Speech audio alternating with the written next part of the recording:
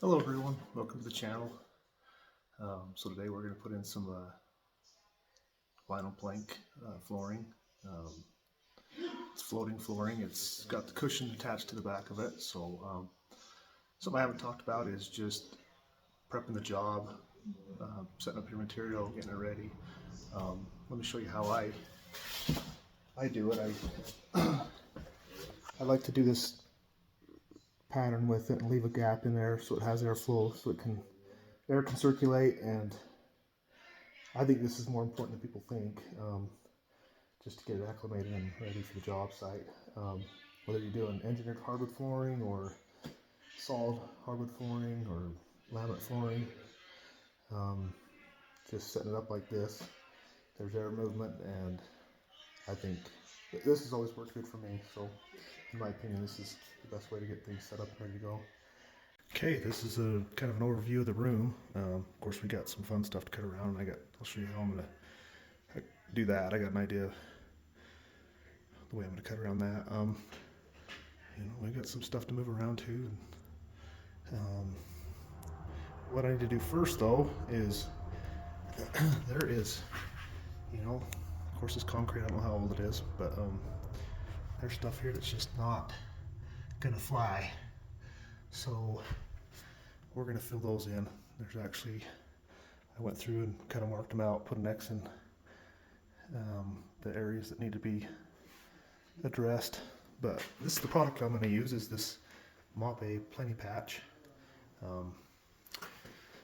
I got a couple bags of it. I suspect I'm going to use every bit of it. Getting this floor up to par. There's a little bit of a hump there, so I'm going to feather that out and see what we can do with it. But we'll get started on that and probably put a fan on it so we can get this thing dried. Okay, I got probably, I don't know, 3/4 of a bag mixed up.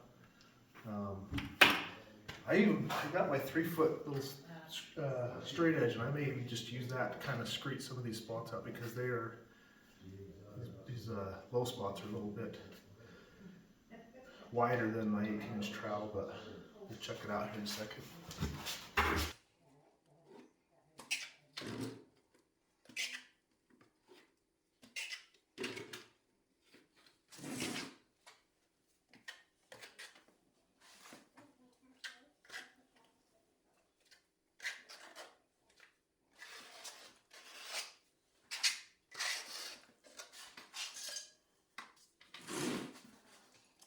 I'm gonna have to put my glasses on so I can see what I'm doing here. That's a lot better already.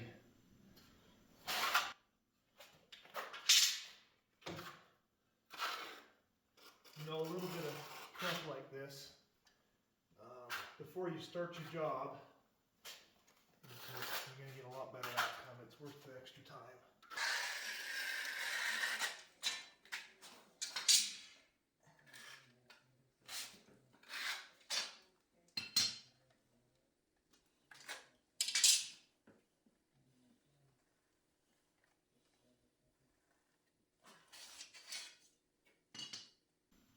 And this doesn't, with this floating floor, it doesn't have to be nearly as smooth as if you're doing the glue down, direct glue down stuff. So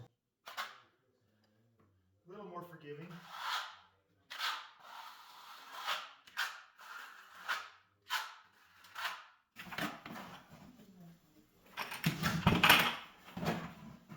So I mixed this a little bit thicker. I think it's 3 parts to 1 part water on the mixing ratio on this stuff. But I just don't want to sit here all day waiting for it to dry. So that's the reason for that.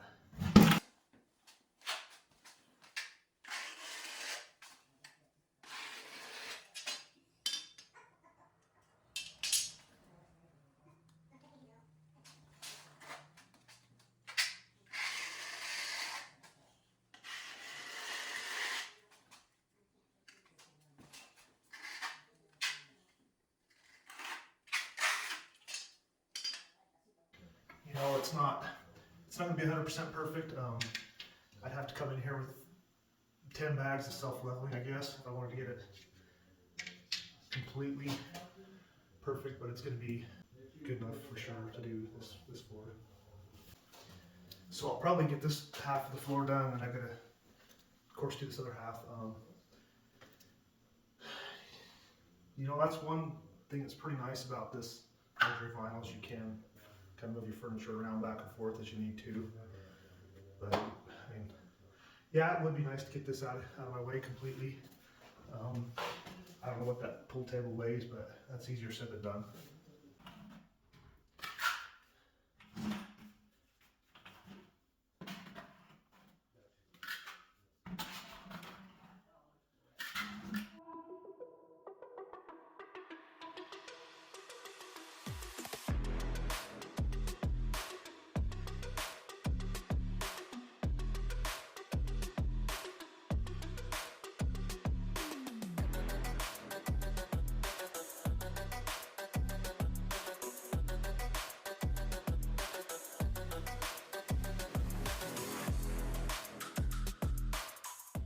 Okay, I think I got all the worst spots filled in, so we'll probably go over it again here in a minute, just make sure I didn't miss anything. It's not, you know, we're just laying floating floor over it, so I'll scrape this down and clean it up a little bit, but got a little fan on there, hoping I can get it drying quicker. I need one of those air movers is what I should really grab, but we'll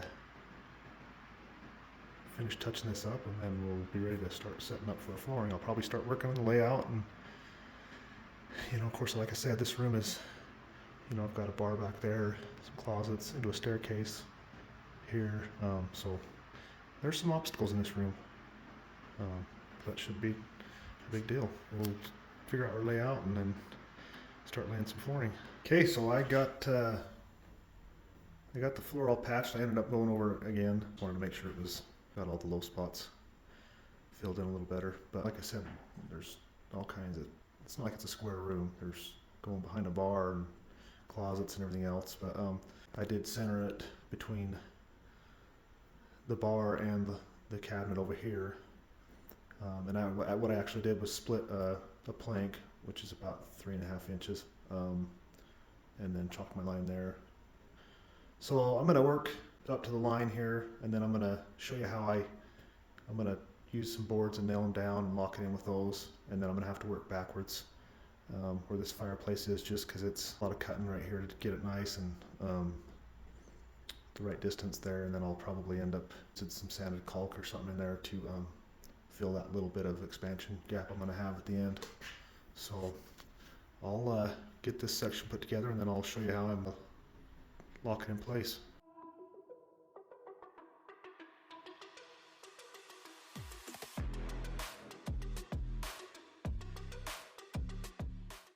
Okay, so what I'm doing here is I'm going to get out to my chalk line, and I actually had to bring that in about 1/2 inch just to get that fireplace brick, around that brick.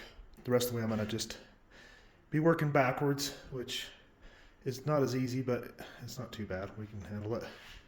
And then what I'll do is I'll actually I put these little scrap pieces where these seams are, and I'll just slam a concrete nail in there just to hold it in place while I finish going backwards there. And then I'll probably just have to run some spacers back there or something, you know. A good friend of mine who's done way more of this than me always called this his false wall. You know, in a square room without this big thing in the way, we could have just run this out maybe 10 inches or something, and then put these in to hold it in place while you did the rest of the room. And then you can just chalk your line, whatever your distance is, and then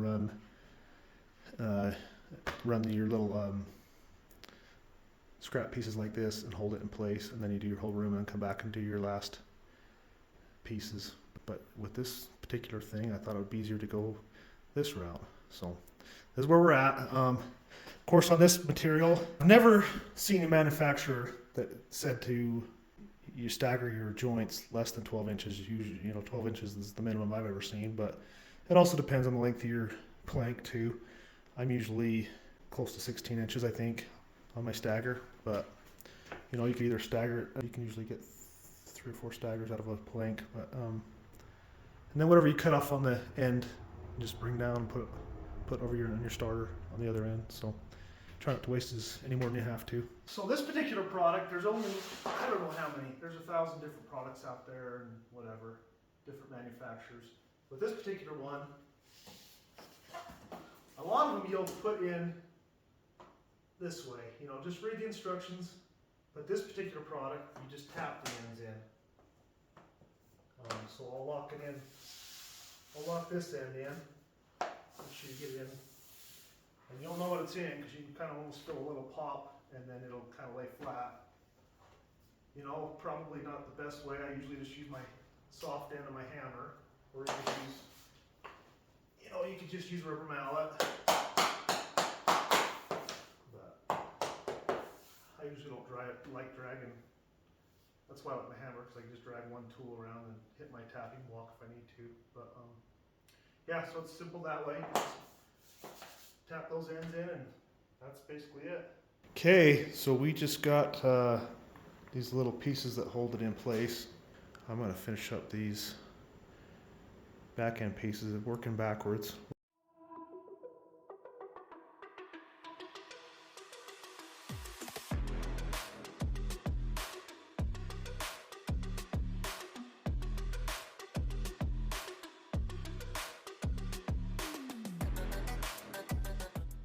So all joking aside, I really have probably trimmed those like 6 times before I get them how I want them. You just don't want to get them too tight, but we like it tight. Get it within what the manufacturer wants. They want an expansion gap there, so make sure you leave one.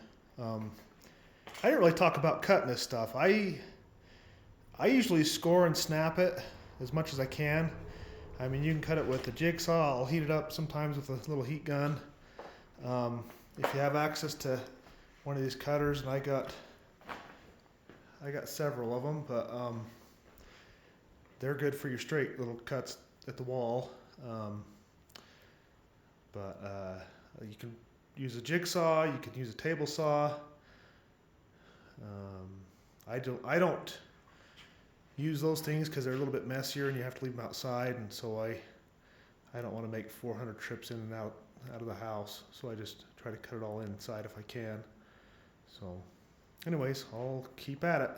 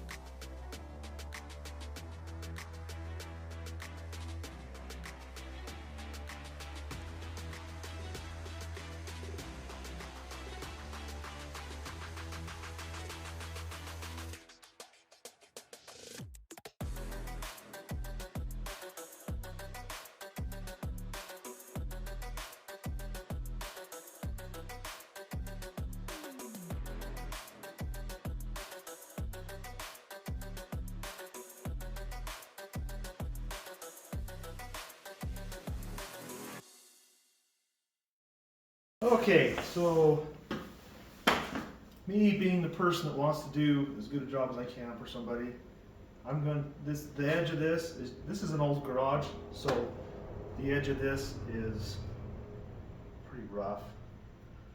And I'm just going to take my grinder, and I'm hoping I don't create too much dust. But I'm going to run my vacuum while I'm doing it and see if I can just clean up that edge. One other thing I didn't talk about is when you're doing this, you're going to want to, if you noticed, I opened up several boxes of material at a time, and I like to blend several boxes. I think most of the time the manufacturer recommends that, so it's just good practice to get into, whether you're doing tile or hardwood or whatever you're doing, it's good just to mix several boxes at the same time, so you get a nice blend of material together. So, but we're just going to grind this and see if we can't clean up this edge a little bit, and hopefully I don't create too much dust.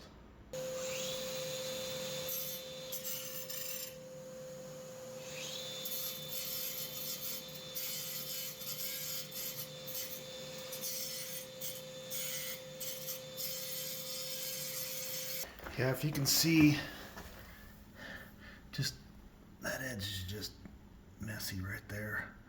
So we're just taking some of that out so we can get that closer to the concrete. So far I don't think there's too much dust being kicked up, so we're just gonna keep at it. Okay, we got that ground, so we're gonna just continue on with the room. You know, just little things like that. It took me 10 minutes. It's just gonna have a better outcome, better end result with the job. So to me, it's just, why not just take a few minutes and do that?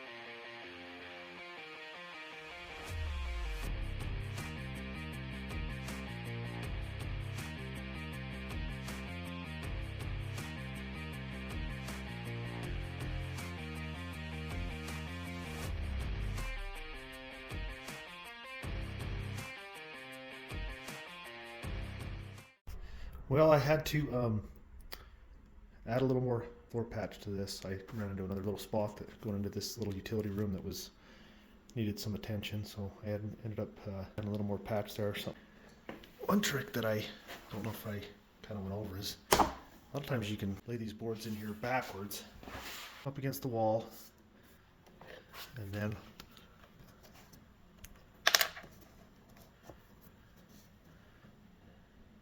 give yourself your expansion joint,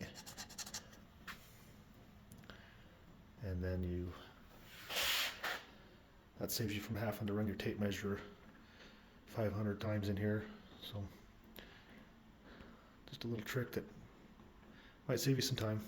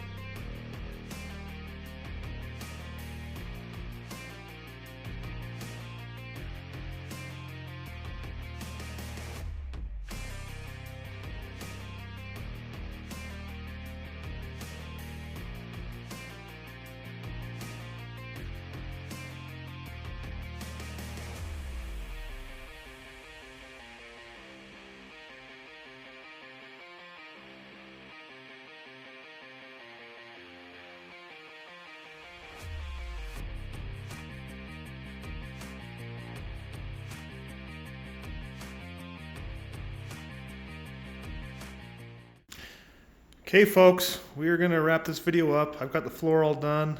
I've got some stairs and stuff still left to do. These will be tricky. I might do another video on those. I don't know yet. But lots of nooks and crannies in this room. It's a nice room. Just the